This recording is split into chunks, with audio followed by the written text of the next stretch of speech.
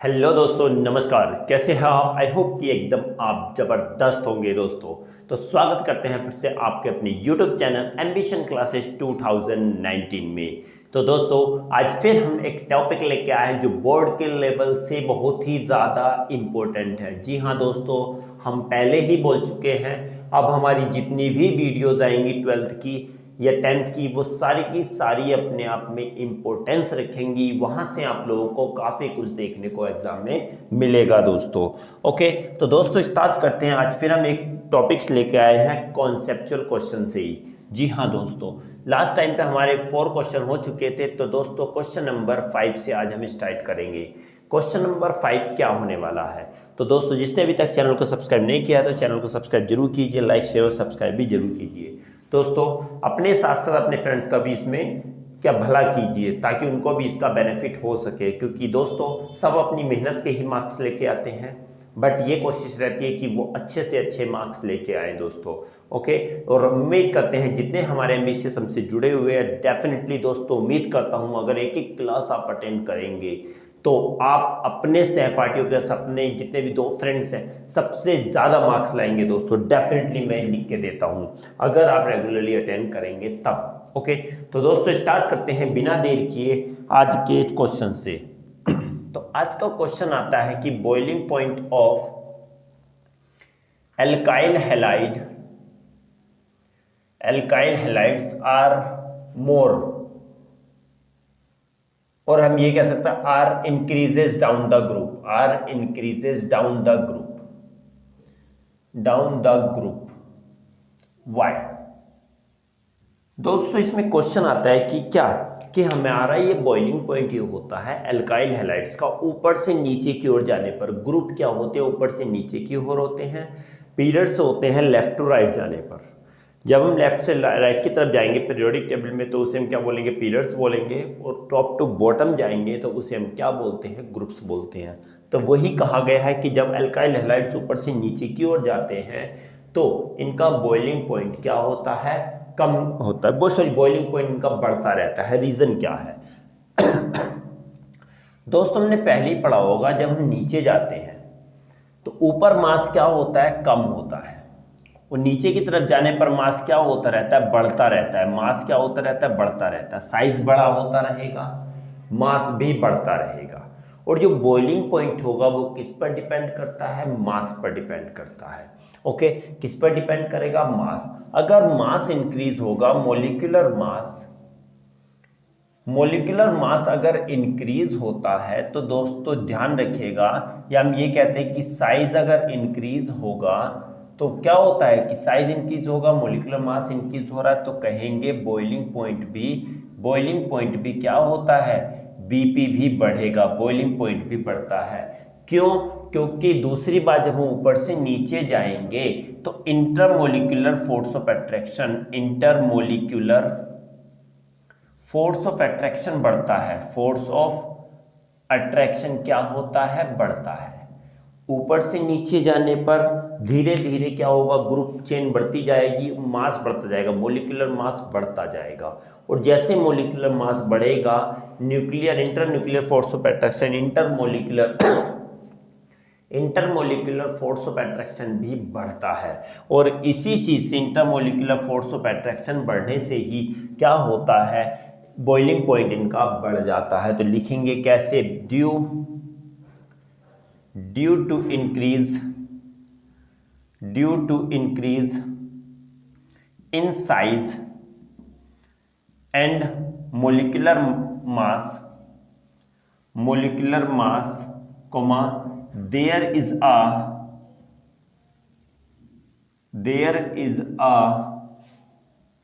increase in the intermolecular force of attraction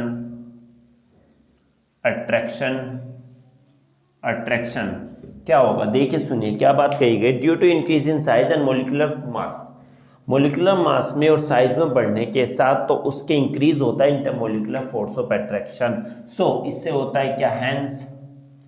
hence the boiling point increases down the group. तो वही होगा कि नीचे की ओर जाने पर बॉइलिंग पॉइंट क्या हो जाएगा, बढ़ जाएगा, क्योंकि जैसे जैसे साइज बड़ा होता जा रहा है न्यूक्लियर फोर्स नहीं बोलेंगे सॉरी, इंटरमोलिकुलर फोर्स बढ़ता जा रहा है। इंटर या वैंडरवाल्स फोर्स भी बोल सकते हैं। वैंडरवाल्स फोर्स बढ़ता जाता है, वो वैंडरवाल्स फोर्स बढ़ने से इसका क्या हो जाता है, बॉइलिंग पॉइंट बढ़ जाता है। दोस्तों आई होप कि आपको क्लियर हो गया होगा। दोस्तों चाहो तो आप स्क्रीनशॉट ले सकते हो। नेक्स्ट हम बात करेंगे अगले वाले क्वेश्चंस की। जी हाँ दोस्तों,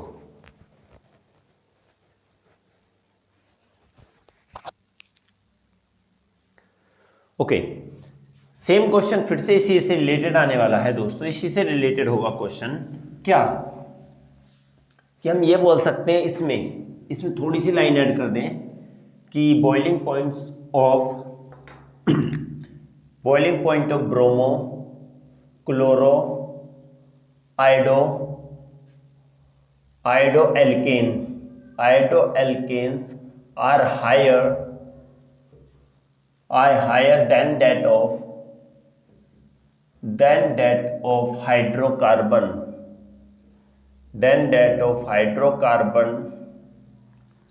of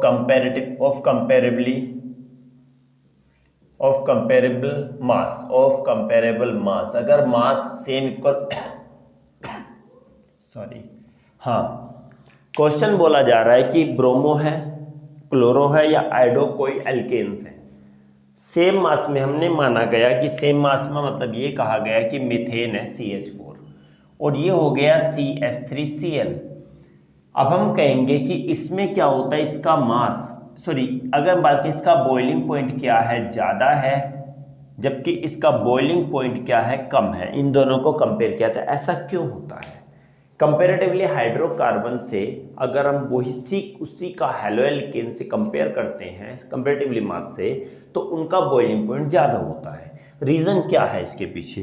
तो दोस्तों फिर से वही बात आती है, रीज़न एक ही लाइन का होगा कि क्या होगा जब ब्रोमो, क्लोरो या आयोडो एल्केन्स होंगे तो उनमें क्या होता है कि मोलिकुलर मास उनका क्या हो जाता है, मोलिकुलर मास इंक्रीज हो जाता है। क्या हो जाएगा, मोलिकुलर मास इंक्रीज हो जाएगा, क्योंकि Cl हैलोजन जुड़ी हुई है, हैलोजन का मास ज़्यादा होगा। जैसे ये एल्केन के साथ जुड़ते हैं तो उससे क्या होता है कि इनका मास भी क्या हो जाता है, बढ़ जाता है। और जैसे मास बढ़ जाएगा तो हम यह भी कहेंगे due to the polarity also, due to the polarity, due to increase in polarity, ये भी लिख सकते हो, due to increase in polarity के बढ़ने के साथ उसका मोलिकुलर मास भी क्या हो जाएगा, धीरे धीरे बढ़ जाता है। पोलैरिटी बढ़ेगी एंड भी लिख सकते हो, due to increase in polarity and in molecular mass. जब मोलिकुलर मास बढ़ रहा है, पोलैरिटी बढ़ रही है, तो उससे क्या चीज हो जाएगा, स्ट्रॉन्ग फोर्स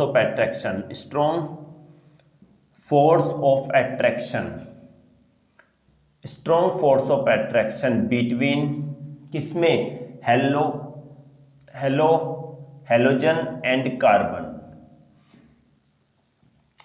कार्बन और हैलोजन के बीच में strong force of attraction developed हो जाएगा। जब स्ट्रॉन्ग फोर्स ऑफ अट्रैक्शन बढ़ जाएगा तो उसी से क्या हो जाता है, इनका बॉइलिंग पॉइंट बढ़ जाता है।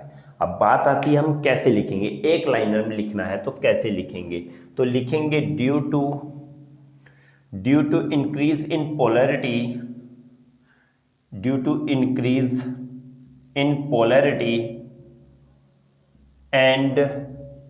And molecular mass comma there is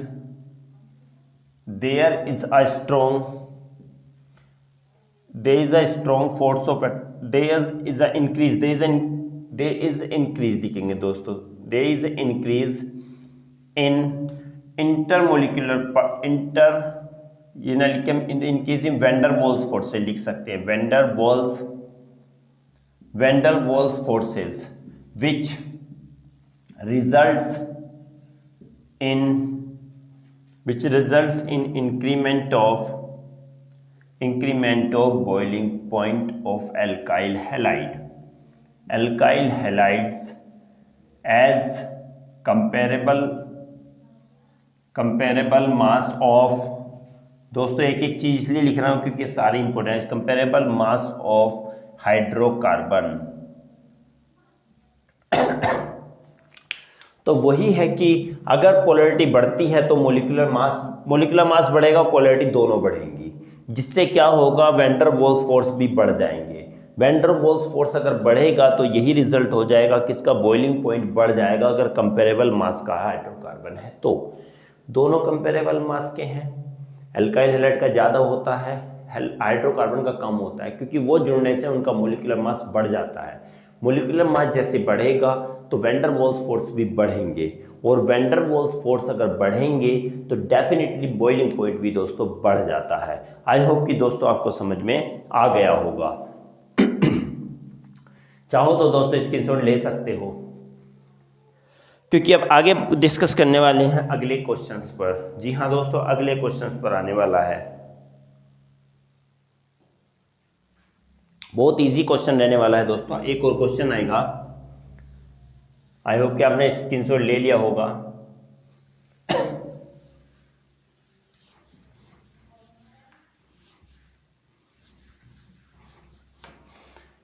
दोस्तों एक क्वेश्चन नंबर 7 आ गया होगा, ठीक है, 7 क्वेश्चन है। बात करते हैं para isomer. Para isomer have high boiling point, high melting point as compare to ortho and meta isomers. Why? एक लाइन का आंसर होगा दोस्तों इसका। क्या हमने ये कहा गया कि पैरा, फर्स्ट ऑफ ऑल हम जान लेते हैं ये पैरा ऑर्थो है क्या। बेंजीन है कोई ये, तो बेंजीन में ये वाली पोजीशन दोस्तों क्या कहलाती है, ऑर्थो कहलाएगी, ये वाली कहलाती है मेटा कहलाएगी, और ये वाली क्या कहलाती है, पैरा कहलाएगी। इसके रेस्पेक्ट में ये ऑर्थो है, ये मेटा है और ये पैरा है, ध्यान रखिएगा बिल्कुल। अगर हम इसको मान लिया कि ये पोजीशन फर्स्ट है, इसको पहला मानना है, यहां से स्टार्ट कर रहे हैं, तो इसके रेस्पेक्ट में ये ऑर्थो है, ये मेटा है और ये पैरा हो गई। अब हम बात, क्वेश्चन आ रहा है कि पैरा जो कंपाउंड होते हैं, ये पूरा पैरा अगर माने तो सिंपली अगर बात करते हैं, देखो एक ओल बना लिया हमने, ये बना लेते हैं 2-3, चलो जी 3 हमारे बन चुके हैं। ये ऑर्थो वाला हो गया, ये मेटा वाला हो गया और ये पैरा वाला हो गया। कहते हैं कि इस वाले का मेल्टिंग पॉइंट ज्यादा होता है इन दोनों के कंपैरिजन में। तो रीजन क्या है इसके पीछे, क्वेश्चन यही पूछा गया है कि इनका पैरा जो आइसोमर्स होते हैं उनका मेल्टिंग पॉइंट ज्यादा होता है ऑर्थो और मेटा से। रीजन क्या है, तो रीजन दोस्तों इसमें एक ही आती है, सिमिट्री। क्या होती है, due to it's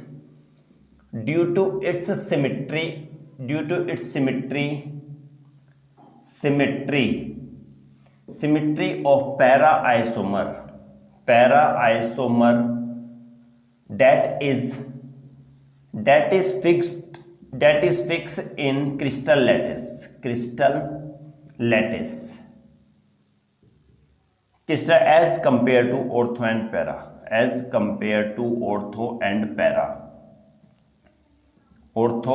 para isomer.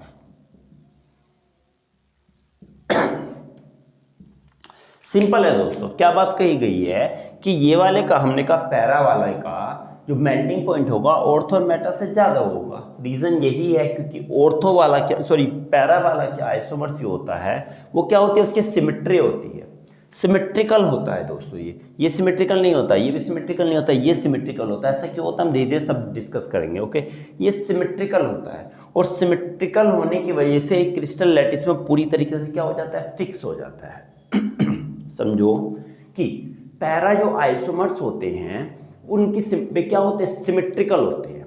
कैसे होते हैं, सिमेट्रिकल होते हैं, सिमेट्री होती है उनकी, और सिमेट्रिकल होने के कारण ही due to the symmetry it fix into the crystal lattice, और वो क्रिस्टल लैटिस में क्या हो जाते हैं, फिक्स हो जाते हैं। और क्रिस्टल लैटिस में जब फिक्स हो जाएंगे तो क्या हो जाएंगे, क्रिस्टल लैटिस में फिक्स होना मतलब कि क्रिस्टल अटेंड कर लेना। और जिसके पास क्रिस्टल लैटिस होता है उनका मेल्टिंग पॉइंट क्या हो जाता है, बढ़ जाता है। जैसे आयोनिक कंपाउंड होते हैं, आयोनिक कंपाउंड का एक क्रिस्टल लैटिस होता है, तो तो जिससे उनका मेल्टिंग पॉइंट बढ़ जाता है, क्योंकि क्रिस्टल लैटिस में जो फिट हो गए उनके क्रिस्टल को तोड़ने के लिए अमाउंट ऑफ एनर्जी की जरूरत पड़ती है, कुछ ज़्यादा अमाउंट में एनर्जी की जरूरत पड़ती है उनको तोड़ने के लिए। तो यही रीज़न हो जाता है कि जैसे पैरा होंगे तो ये सिमेट्रिकल हो जाएंगे, सिमेट्रिकल होने के कारण ही क्रिस्टल लैटिस में फिक्स हो जाते हैं। जब क्रिस्टल लैटिस में फिक्स हो जाएंगे तो इनका मेल्टिंग पॉइंट बढ़ जाता है, किसके कंपेयर में, ऑर्थो एंड मेटा के कंपेयर में। तभी कहा जाता है कि पैरा आइसोमर का मेल्टिंग पॉइंट इनके कंपेयर में ज़्यादा होता है, because due to its symmetry of para isomer that is fix in the crystal lattice. किस में फिक्स हो जाते हैं, क्रिस्टल लैटिस में फिक्स हो जाते हैं। आई होप कि दोस्तों आपको समझ में आ गया होगा। चाहो तो दोस्तों आप स्क्रीनशॉट भी ले सकते हैं। दोस्तों बहुत ही इंपॉर्टेंट टॉपिक्स है, सारे के सारे बहुत ही ज़्यादा क्या हैं, ये इंपॉर्टेंट टॉपिक्स हैं दोस्तों, इनको बिल्कुल भी नेग्लेक्ट ना कीजिएगा। ओके, हाँ, बात करेंगे दोस्तों अगले वाले क्वेश्चन की। चलो,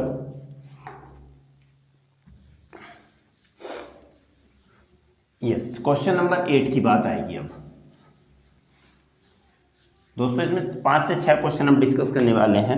ओके, ये हमारा क्वेश्चन नंबर क्या आएगा, 8 आएगा। 8 क्या कहता है, क्वेश्चन नंबर ये कहता है कि bromo iodo and chloro derivative. दोस्तों मैं बार बार इन्हीं चीज़ों पर क्वेश्चन क्यों लेके आ रहा हूँ, क्योंकि ये बोर्ड में काफ़ी बार रिपीट हो चुके हैं। Okay, chloro derivatives have higher क्या होता है दोस्तों, इसमें अगर बात कहें तो क्या होती है, हायर, या हम कह सकते हैं are heavier. Derivatives are heavier than water, why? Reason क्या है इसके पीछे? हम ये कहते हैं कि ये ब्रोमो आयोडो और क्लोरो डेरिवेटिव से होते हैं, पानी से हैवी होते हैं। सिंपल सी वही बात है, लास्ट टाइम का क्वेश्चन है कि क्या होते हैं, due to its more molecular mass क्या हो जाता है, बढ़ जाता है, due to which that's why the density also increases, which makes them heavier। Simple सी बात आ गई दोस्तों, एक ही लाइन की बात है, क्या कि due to its more molecular mass, उनका मोलिकुलर मास क्या होता है, ज़्यादा होता है, क्योंकि ब्रोमो आयोडो क्लोरो डेरिवेटिव्स होंगे तो इनका मास क्या होगा, ज़्यादा होगा। और जब मास ही ज़्यादा होगा तो उससे क्या हो जाएगा, डेंसिटी बढ़ जाएगी, और जिसकी डेंसिटी बढ़ती है तो डेफिनेटली दोस्तों वही क्या होते हैं, हैवियर होते हैं। एक लाइन का आंसर है, बिल्कुल एक लाइन का। मोलिकुलर मास बढ़ेगा तो डेंसिटी बढ़ेगी तो वो हैवी हो जाएंगे वाटर से, सिंपली बात है दोस्तों। एक क्वेश्चन नंबर 9 आता है, बहुत ही मस्त क्वेश्चन है। क्या 9 क्वेश्चन ये आता है, बहुत ही जबरदस्त क्वेश्चन है इसमें कि primary alkyl halide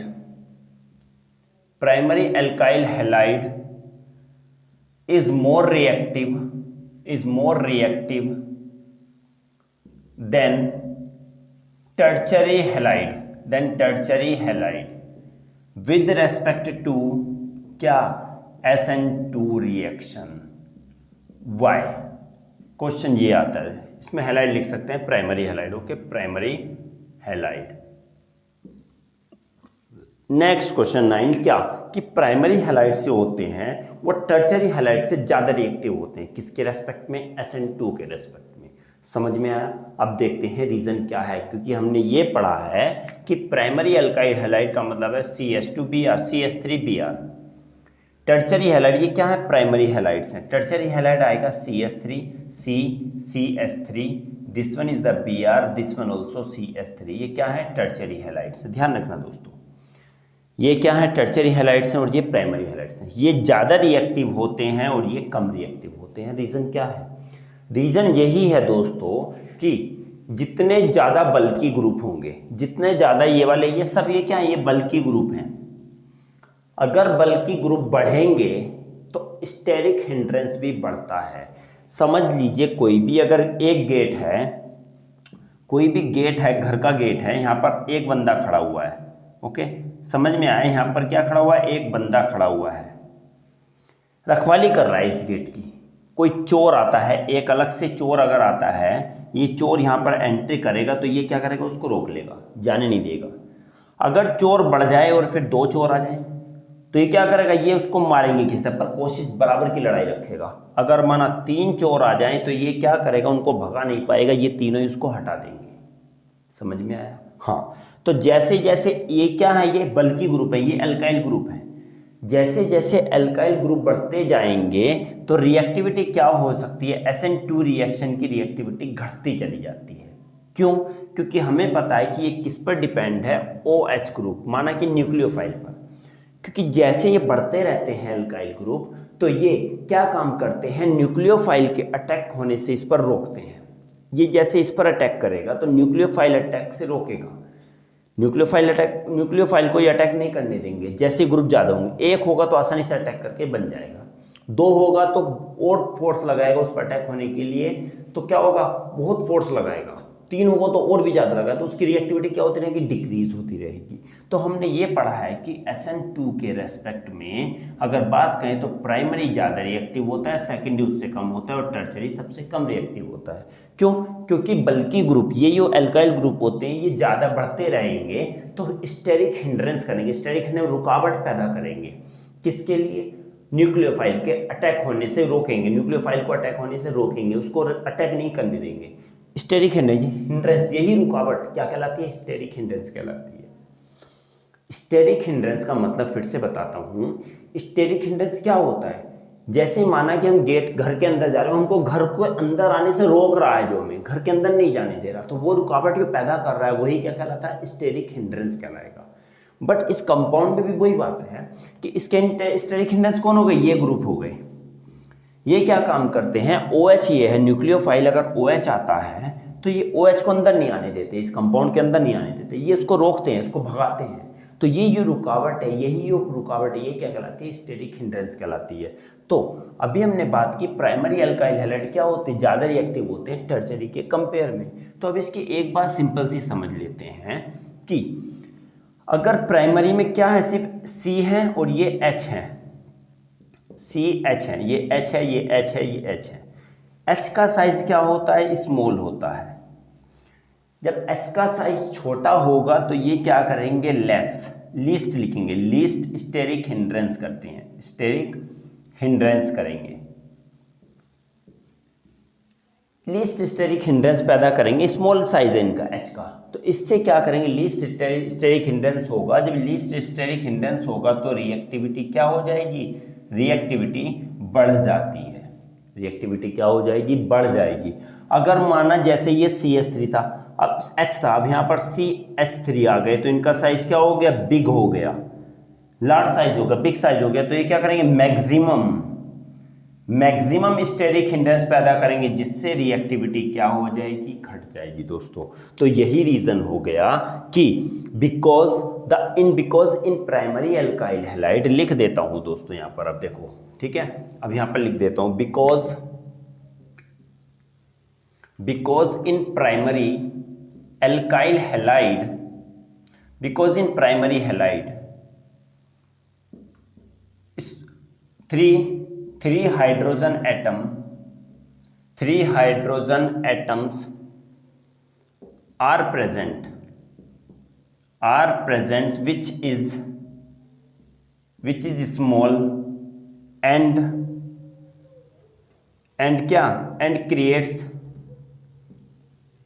create less नहीं, least लिखे हैं, create least steric hindrance hindrance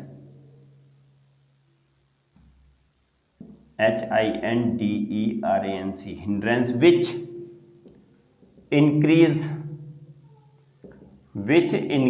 the reactivity। तो वही हो गया, क्या होगा कि एज कंपेयर टू, लिख दो इसमें, as compare to tertiary halides. तो क्या होगा कि सिंपल ये रफ कर देता हूँ, ठीक है ना। हाँ, तो यही होगा, पीछे चाहे रफ करके पीछे आप स्क्रीनशॉट भी ले सकते हो पहले से।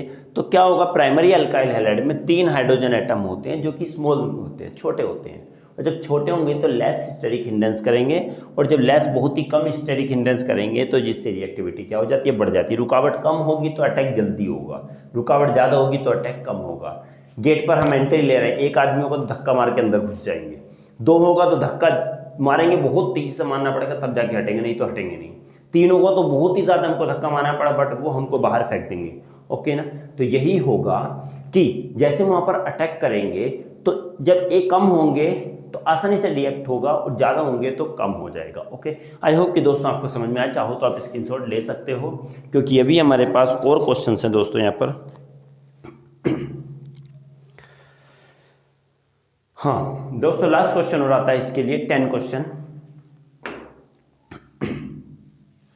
आई होप कि आप लोगों ने स्क्रीनशॉट ले लिया होगा। एक और मस्त क्वेश्चन आता है, बहुत ही मस्त है दोस्तों।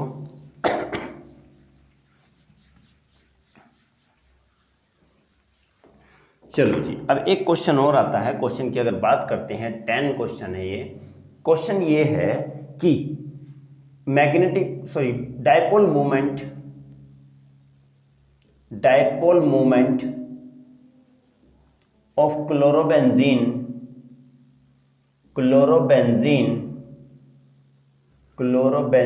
is lower than that of cyclohexyl chloride।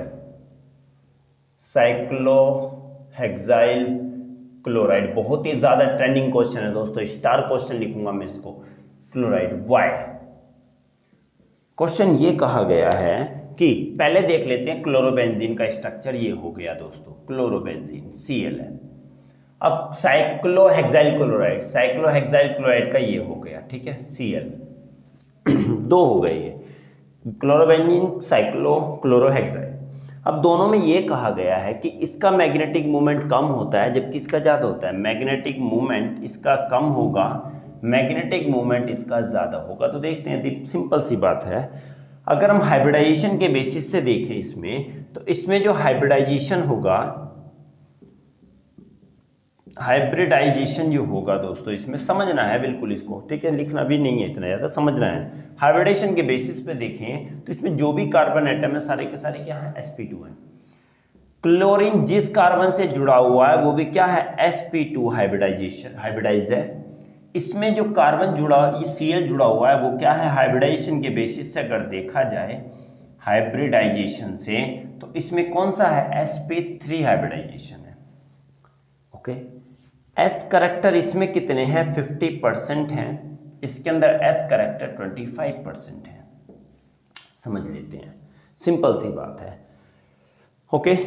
इसमें इन दोनों में अगर देखे जाएं तो इसका हाइब्रिडाइजेशन sp2 है, इसका sp3 है, समझते रहना। इसमें S करेक्टर 50% हो गए, जबकि इसमें S करेक्टर कितने हो गए, 25%। 50% करेक्टर, इसमें 25% करेक्टर। और हमें ये पता है कि अगर S करेक्टर ज़्यादा होंगे तो इलेक्ट्रोनिगेटिविटी भी ज़्यादा होती है। S करेक्टर ज़्यादा होंगे तो इलेक्ट्रोनिगेटिविटी भी क्या होगी, इलेक्ट्रोनिगेटिविटी भी क्या होगी, ज़्यादा होगी, ओके, पता है। तो S करेक्टर ये हमने कहा, इसमें इलेक्ट्रोनिगेटिविटी की अगर इसमें बात आएगी तो इलेक्ट्रोनिगेटिविटी ज़्यादा है और इसकी इलेक्ट्रोनिगेटिविटी क्या है, इसकी कम है। इलेक्ट्रोनिगेटिविटी ज़्यादा है, इसकी इलेक्ट्रोनिगेटिविटी कम है। और जो ज़्यादा इलेक्ट्रोनिगेटिव होता है, ध्यान रखो, जो ज़्यादा इलेक्ट्रोनिगेटिव होगा तो उसमें पोलैरिटी क्या हो जाती है, कम हो जाती है। ध्यान रखना दोस्तों, इसमें इलेक्ट्रोनिगेटिविटी बढ़ गई, क्यों, क्योंकि S करेक्टर ज़्यादा है, इसकी इलेक्ट्रोनिगेटिविटी कम हो गई। तो हम इसमें कहेंगे कि साइक्लोहेक्साइल क्लोराइड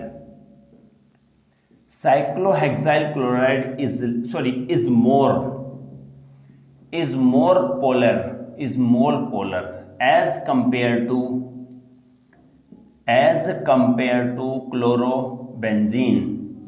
क्लोरोबेंजीन। समझ लो दोस्तों, इसका पूरा यहीं पर आ जाएगा आंसर अब इसका।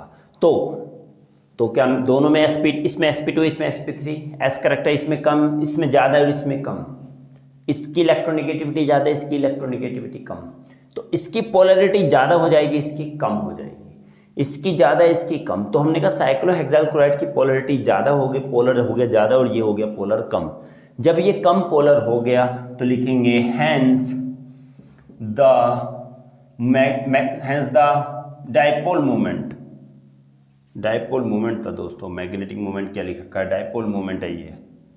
Hence the dipole moment, hence the dipole moment of chlorobenzene is less as compare to cyclohexyl chloride, hexyl chloride, यही हो गया हमारा आंसर। समझ लो डाइपोल मूवमेंट क्लोरोबेंजीन का कम होता है साइक्लोहेक्साइल क्लोराइड से। क्यों? क्योंकि इसमें sp2 है इसमें sp3 है, sp2 मतलब s करेक्टर ज़्यादा है इसमें s करेक्टर कम है, s करेक्टर ज़्यादा है, s करेक्टर ज़्यादा होंगे तो ध्यान रखो भाई s करेक्टर ज़्यादा होंगे तो इलेक्ट्रोनेगेटिविटी भी ज़्यादा होगी, इलेक्ट्रोनेगेटिविटी ज़्यादा होगी तो पोलरिटी क्या हो जाएगी, कम हो जाएगी। जब ये कम हो जाएगी तो हम कहेंगे डाइपोल मूवमेंट भी क्या हो जाएगा, कम हो जाएगा। ये बात ध्यान रखो, ओके। क्योंकि इलेक्ट्रोनेगेटिविटी किस पर डिपेंड करती है, काफ़ी डिफरेंस, इलेक्ट्रोनेगेटिविटी ज़्यादा है, ज़्यादा का मतलब है कि दो एलिमेंट हैं उनमें काफ़ी, दोनों एलिमेंट की इलेक्ट्रोनेगेटिविटी में काफ़ी डिफरेंस होना चाहिए, काफ़ी डिफरेंस होना चाहिए, उन दोनों की इलेक्ट्रोनेगेटिविटी में काफ़ी डिफरेंस होना चाहिए। जब उनमें काफ़ी डिफरेंस होगा तो ऑलरेडी इलेक्ट्रोनेगेटिविटी क्या होती है, बढ़ती जाती है। जब बढ़ती जाएगी तो एस करेक्टर क्या हो जाएगा, इलेक्ट्रोनेगेटिविटी बढ़ती जाएगी तो एस करेक्टर घटता जाएगा, सॉरी इलेक्ट्रोनेगेटिविटी बढ़ती जाएगी तो एस करेक्टर भी बढ़ता जाएगा। जब एस करेक्टर घटेगा तो इलेक्ट्रोनेगेटिविटी भी घटेगी। आई होप कि दोस्तों आपको समझ में आया होगा कि हेक्साइल क्लोराइड की ज़्यादा पोलर होता है क्लोरोबेंजीन में, यही कारण है कि डाइपोल मोमेंट क्लोरोबेंजीन का कम हो जाता है हेक्साइल क्लोराइड साइक्लोहेक्साइल क्लोराइड से। आई होप कि आपको क्लियर हो गया होगा। चाहो तो दोस्तों आप स्क्रीनशॉट ले सकते हैं। दोस्तों समझ में आया तो प्लीज़ चैनल को सब्सक्राइब लाइक शेयर जरूर कीजिएगा और अपने दोस्तों में भी शेयर कीजिएगा, ज़्यादा से ज़्यादा कोशिश कीजिएगा शेयर करने की। तो दोस्तों ऐसे ही क्वेश्चन हम लेके आते रहेंगे अगली क्लास में भी। अब हमारा इंपॉर्टेंट क्वेश्चन का सिलसिला ऐसे ही जारी रहेगा, तो बने रहिएगा हमारे साथ और चैनल को सब्सक्राइब जरूर कीजिएगा। तो मिलते हैं अगली क्लास में, तब तक के लिए नमस्कार।